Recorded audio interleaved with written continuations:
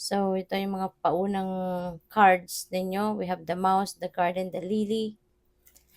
So, yung first card ninyo, yung mouse, maaari na ang iba sa inyo dito is experiencing or you're going to experience some kind of stress at ang maaaring stress na to ay dahil siguro meron ditong mga taong nag yung ano, yung pinagchitsismisan ka.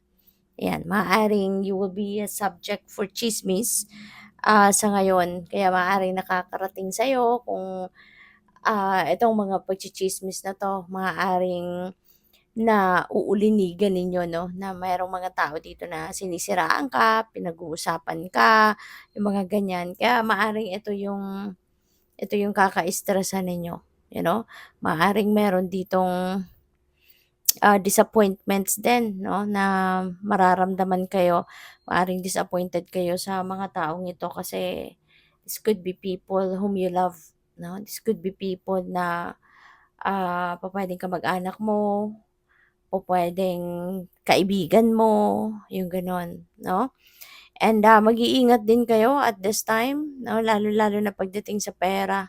Kasi maaaring meron ditong mga manloloko, you know, maaaring meron ditong mangungutang sa'yo tapos hindi na sa'yo magbabayad 'no. Kaya mag-iingat ka as much as possible.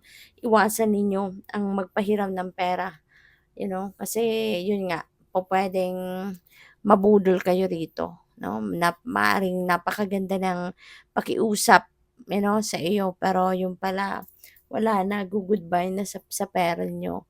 So your next card is garden 'no, so at least ito magandang energy ito si garden kasi meron ditong, um, kasiyahan, maaaring merong, ano ba ngayon, March.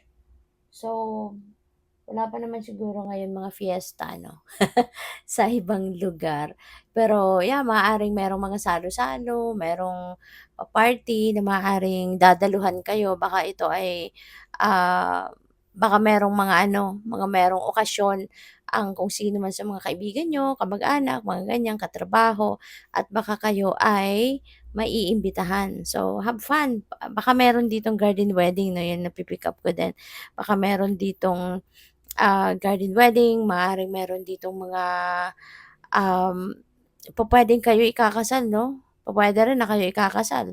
Kung hindi man, yun nga baka kayo ay magkakaroon ng pagkakataon para maimbitahan sa isang garden wedding and this could be also the time 'no na